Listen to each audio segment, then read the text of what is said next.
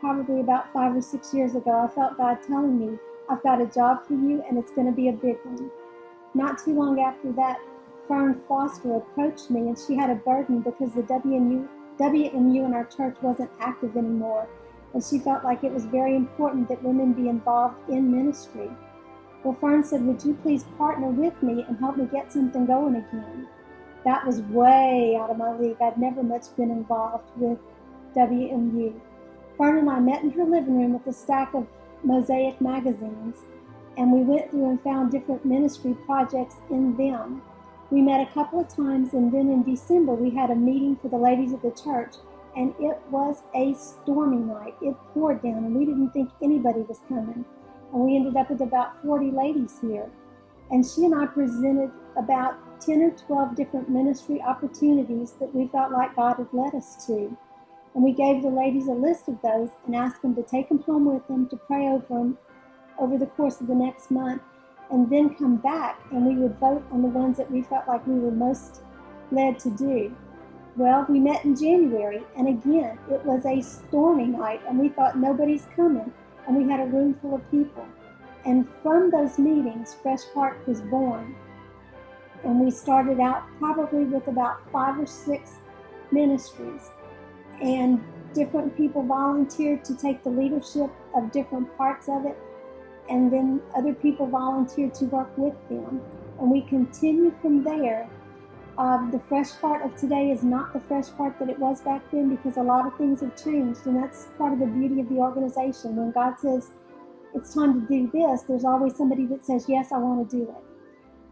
And it's been a beautiful thing to watch. The door is open, and we'd like to invite anybody that wants to join with us, because there's lots to do. And we're very grateful for the faithful helpers that we do have. The first time I came to Sale Street was back in 1971. It was quite a while back. Donna and I were dating in high school at the time, and I came to church with her. And I was a member of a different denomination at the time, and was very, very devout in my religion at that point in time. And then for the next couple of years, I occasionally attended Sale Street with Donna. And then we got married, and we had the bright idea, at least I thought it would work, for us to go to each other's church and take turns. And so I came to Sale Street a few times that first year we were married. And then after that, I started going back to my church, and Donna came here to this church. And after about 9 years of marriage, our daughter Allison was 4 years old, and Jonathan, our son, was 2 months old. And Donna would faithfully take them with her to Sunday school here at Sale Street, and I would go to my church. But the last 2 years of that 9-year period, I had began not going to church very often, and I would stay home, but yet Donna would faithfully take our kids here to Sale Street, and they were involved in the children's department, and she was in Sunday school and coming to church. Little was she aware of that after 9 years of marriage, when I would stay home and she would come to church, I was listening to TV preachers in my living room. And one Sunday morning, I was listening to a particular TV preacher, and God used him, and he spoke the words that were necessary for me to hear. And God opened my eyes, and he opened my heart, and I realized that I had a need for a Savior, Jesus Christ. And at that moment in time, in my living room, I gave my life to Jesus Christ as my Lord and Savior. The thing that changed immediately was my whole worldview pretty quickly, but that morning in my living room, I knew I've got to get ready and go to church and go with my families at church. I knew Donna and the 2 children were here, and my mother-in-law was here, and some of Donna's siblings were here. So I said, I'm going to get ready and go to Sale Street. And I also knew I had to go someplace where the Bible was going to be taught.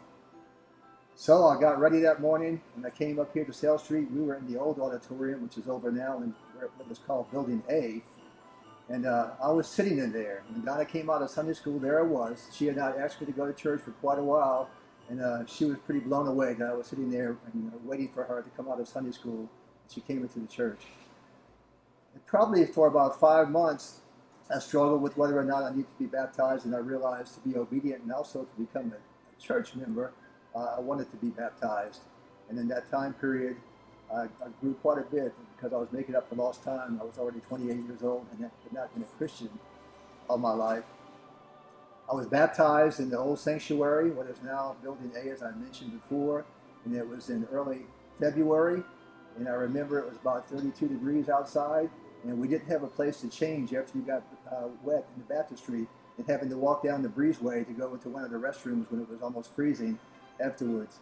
But the thing I really appreciated about the church was at that time Brother Ernest Walker was the pastor, and he helped me to grow, and he discipled me, and he helped me to discover my spiritual gift and become involved in the church.